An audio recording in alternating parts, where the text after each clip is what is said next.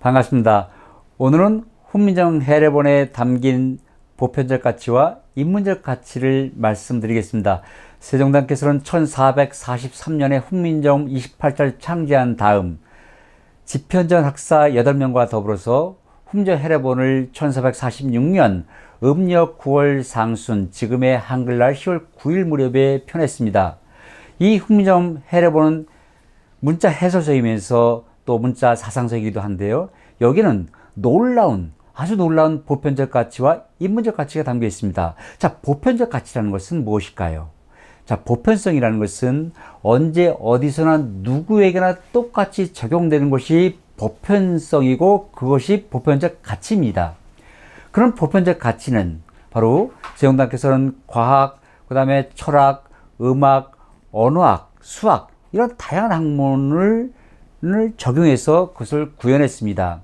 자, 과학 어떻습니까? 과학의 객관성, 합리성, 사람 차별하지 않죠?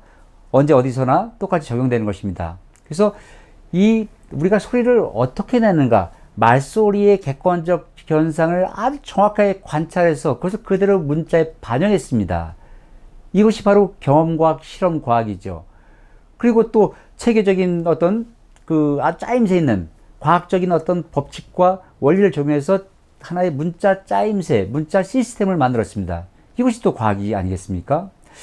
그리고 철학은 무엇입니까? 바로 그 당시에 보편적인 동양 철학이었던 삼재, 하늘, 땅, 사람, 삼재라고 하죠. 그 다음에 음양오행이라는 그런 보편적 철학을 담았습니다.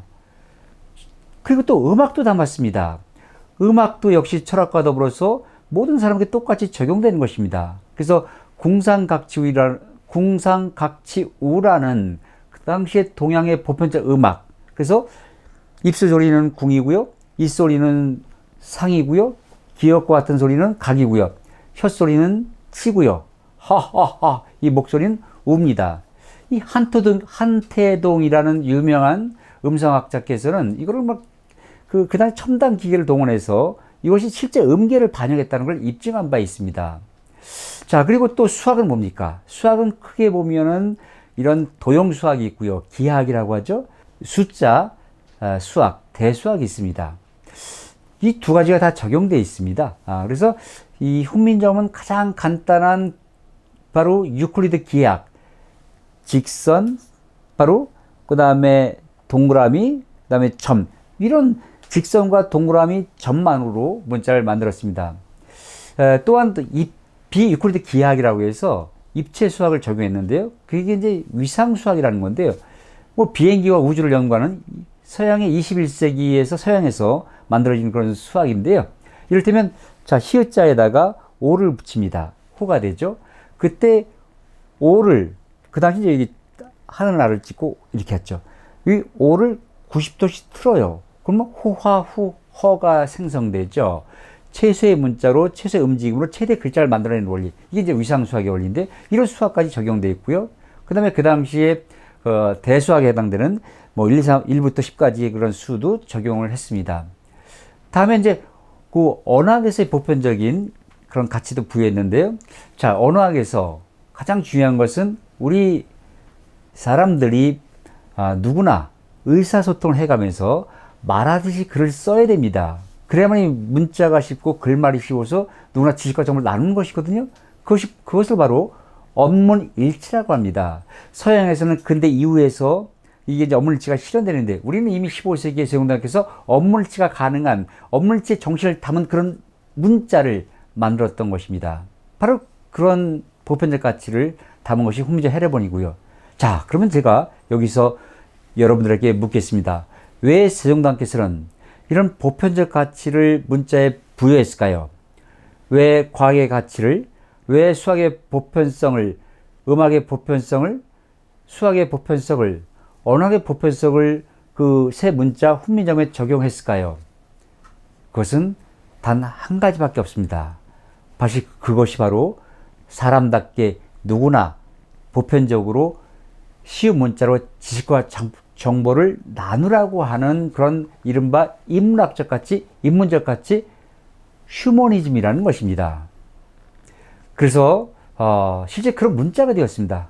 그래서 기본 문자 28자 이걸 중심으로 해서 새로운 문자를 배운 사람들은 그 누구나 지식과 정보를 언제 어디서나 쉽고 편리하게 나눌 수 있다는 것입니다. 자, 세종대왕께서는 그런 보편적 가치를 담긴 이 훈민정 해례본 여기서 이제 합자에라고 있습니다. 자, 초성자, 중성자, 종성자를 배우고 합자에서 다 문자를 쓸 수 있게끔 만들어 놓게 한 다음에 합자의 마지막에서 이런 놀라운 얘기를 합니다. 바로 훈민정 해례본의 저술 참여했던 8명 학사들과 함께한 말인데요.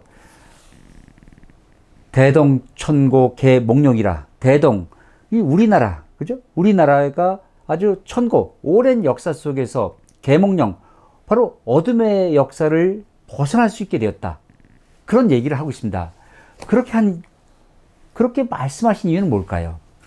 자, 여러분, 지식과 정보를 함께 나누지 않는다면 그건 어둠의 역사입니다. 한자 한문은 양반의 문자였습니다. 일부 귀족, 상류계층 양반들만 지식과 정보를 독점할 수 있습니다. 그런 문자를 나누지 못하는 사람들은 사람 취급을 못 받았습니다. 그래서 지혜의 문자가 되지 못하는 겁니다.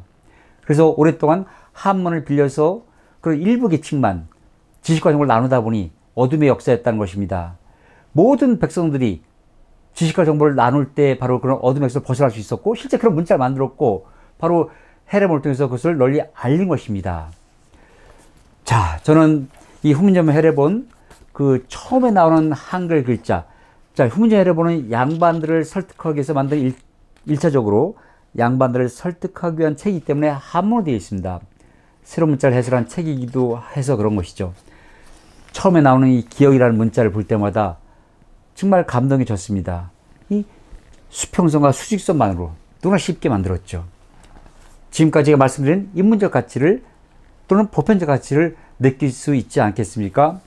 그리고 마지막에 세종대왕께서는 이 한글 표기 낱말 예를 들면서 마지막으로 별이라는 낱말을 예를 들고 있습니다. 왜 그랬을까요? 바로 누구나 쉽게 지식과 정보를 나눌 때 이 하늘의 백성, 하늘의 별처럼 빛나는 백성이 되라고 그렇게 한 것 아니겠습니까? 고맙습니다.